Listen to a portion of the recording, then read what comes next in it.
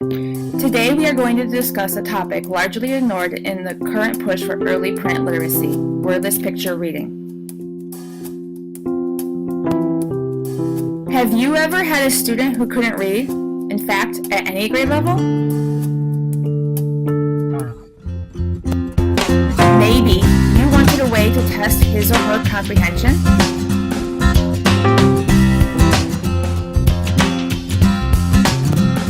Maybe you have an older student who needs encouragement in reading and comprehension.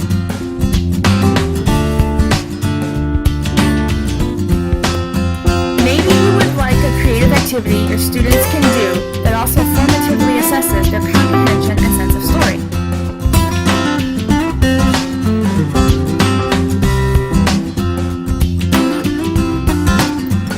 Do your students need help with empathy or social imagination?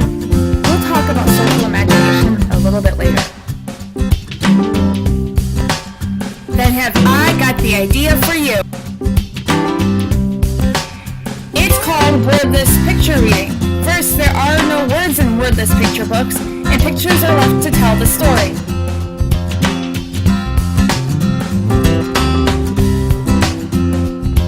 Second, because pictures tell the story, the student doesn't need to be able to read. Third, you can teach and assess a student's sense of story, comprehension, attention to details, empathy, and social imagination, and the development of book handling skills. Fourth, you can use this strategy with any age range, although it is typically used with pre-reading students.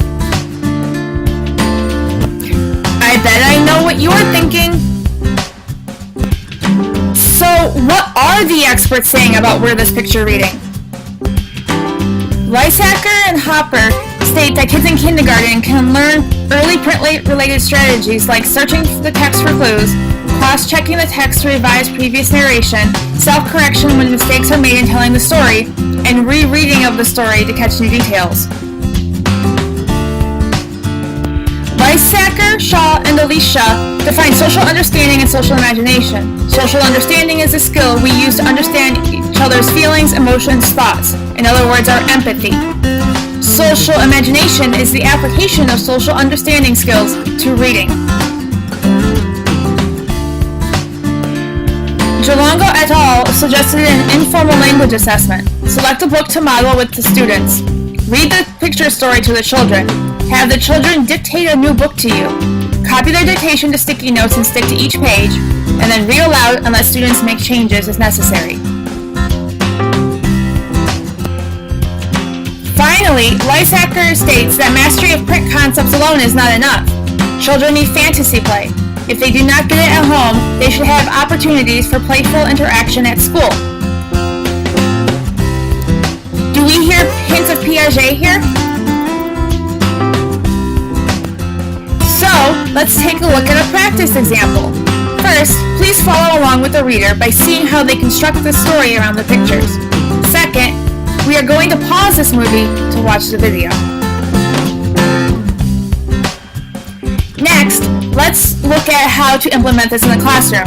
First, have a selection of wordless picture books available and have sticky notes and other kinds of paper on which to record narration. You might also consider adding a digital production station. For your production station, you will need a computer with a webcam, free screencasting software, and headphones with a microphone. Students can then narrate, record, and publish their own stories based on the wordless picture books. You can also encourage group participation in the narration of stories.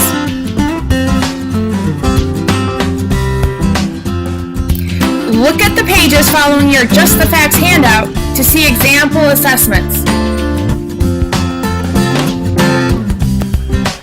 Some books to check out for inclusion in your classroom library include Flotsam by David Weisner, Pancakes for Breakfast by Tommy DePaula, Mirror by Jeannie Baker, Museum Trip by Barbara Lehman, and A Boy, a Dog, and a Frog by Mercer Mayer.